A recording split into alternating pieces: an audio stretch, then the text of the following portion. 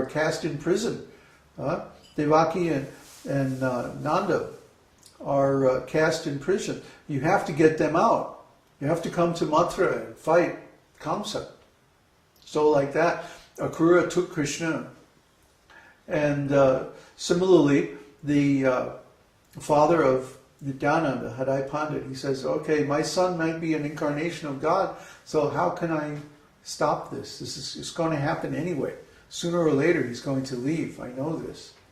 So he went to his wife and he said, I think this is the right thing to do, because great souls achieve perfection by serving the sannyasis. He says like this. So we should be willing to make this sacrifice, even though it's our most dear son. And so the sannyasi took Nityananda and went on pilgrimage. And Hadai Pandit and his wife, they were both overcome by tremendous separation. And they both left their bodies very soon after that. But anyway, Nityananda went on pilgrimage all over India. He went to every important place of pilgrimage. And this is stated in the Shastras, that the places of pilgrimage are not just places to go and take a bath. The places of pilgrimage are important because great personalities are to be found there. Not just in the temples, not just in the bathing ghats, but people of transcendental wisdom who can impart knowledge to you, who can give you the absolute truth and show you how to attain enlightenment. So these places of pilgrimage are only powerful because great personalities come there and cleanse them by the dust of their lotus feet. So Nityananda went to all these great places of pilgrimage and he purified all of them just by his presence there. And the list is so long. He went to many, many places. It must have taken him years to go all over India like that. But everywhere he went, he was constantly in ecstasy. He was constantly in his mood of Nityananda. And he demonstrated very powerfully what it is to be a perfect devotee of the Lord. But he was incognito. Nobody realized who he was. Nobody knew. Similarly, Lord Caitanya at that time was incognito in Nadia. He was playing the role of a great scholar, so that when he finally revealed his real nature as a devotee, then everyone would say, oh, this is the actual perfection of knowledge. See? People in those days were very much into knowledge, but they were dry. They were just following the principles for the sake of following the principles. They weren't really following the principles to gain love of Godhead. So Lord Caitanya wanted to demonstrate that the actual aim of Vedic knowledge is pure love of God, ecstatic love, spontaneous love, beyond the regulative principles. Where the regulative principles such as celibacy, vegetarianism, lack of speculation, gambling, no intoxication, and so on, these are just taken for granted. It's not like, you have to struggle and think, oh, it's such a big austerity to do. No, you're beyond them. You're way beyond them. Because you're tasting the ecstasy of love of God. And in that ecstasy, there's no consideration of anything material. So what to speak of intoxication and meat eating and stuff? It's not even an issue. It's like, completely accepted already. So these pastimes of Lord Nityananda, before he revealed his actual nature as an incarnation of the Supreme Personality, are to show us the actual way that a devotee manifests. Just like Srila Prabhupada. When Srila Prabhupada was 5 years old, he organized a huge festival of all the neighbors in his block. Srila Prabhupada appeared in a very rich aristocratic family. So he had lots of social connections. But at 5 years of age, his only desire was how to please Lord Jagannath. So he organized a Rath Yatra, Jagannath Rath Yatra festival in his neighborhood. And he had all the neighbors cook, and he and his father built a little cart, and they put Lord Jagannath deities on the cart, and all the neighbors pulled the cart down the street with ropes, chanting Hari Hari, Jai Jagannath. like that, at 5 years old. So you see, also Srila Prabhupada manifested these qualities of a very important, very powerful spiritual personality at a very early age. These are only found in great personalities who have specific empowerment by the Lord. So in this case, the empowerment is from Lord Nityananda. Lord Nityananda, as the first expansion of Lord Caitanya Mahāprabhu, is teaching Lord Caitanya's message of love of God.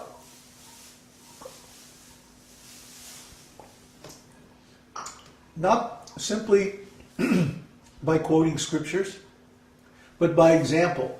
He was showing this ecstatic nature of the devotee. So as soon as Lord Caitanya revealed himself, then Lord Nityananda came to Nadia to join him. And the story of their meeting is really amazing. Lord Caitanya said, there is a great personality coming. I had a dream last night that a beautiful chariot pulled up in front of my house. And in this chariot was a great personality with a very tall body. And he was carrying a club as big as a pillar over his shoulder. And he spoke in a very deep voice like thunder. Where is Nitai Pandit? Nimai Pandit. Where is Nimai Pandit? Is this his house?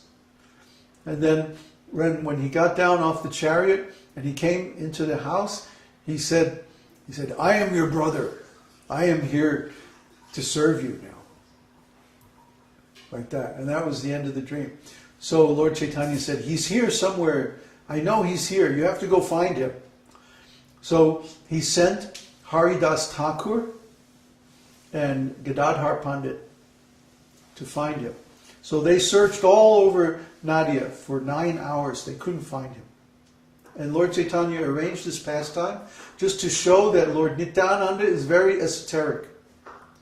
He's so esoteric. Nobody can find him on their own.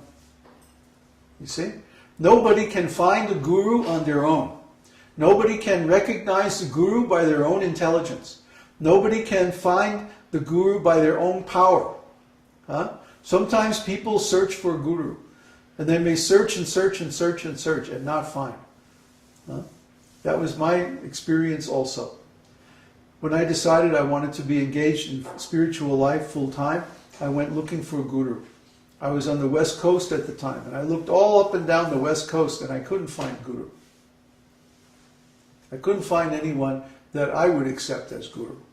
Maybe others would accept, but I wouldn't. But then, by divine arrangement, I met Srila Prabhupada through my music teacher, Ali Akbar Khan. He says, "Oh, if you really want to know the essence of this transcendental sound vibration, then you have to meet Srila Prabhupada." So I went there, and I met my Guru like that. It always happens by Krishna's arrangement. It doesn't happen by your own arrangement. It can't happen by your own effort. It has to be a revelation of God. Because Guru is transcendental. Guru is esoteric. Guru is outside of this material world. You can't see in the beginning, but he's outside this material world. He doesn't live in this world. He only has one finger in this world. Everything else he's outside. This is Guru. That means he's self-realized. He knows his spiritual identity. He knows his spiritual form. He is engaged in spiritual pastimes with Krishna on the spiritual platform. That is Guru. So Nityananda was like that. Therefore, nobody could find him by their own efforts. But Lord Caitanya had to show them. He said, "Come on." And he was laughing. "I have to show you where he is. You'll never find him by yourself." So they went to the house of one Brahmana where Lord Nityananda was staying. And Lord Nityananda was sitting there in the courtyard, and he was completely in meditation. He had this little smile on his face, and he was just sitting there absorbed in himself. Every once in a while he would laugh a little bit.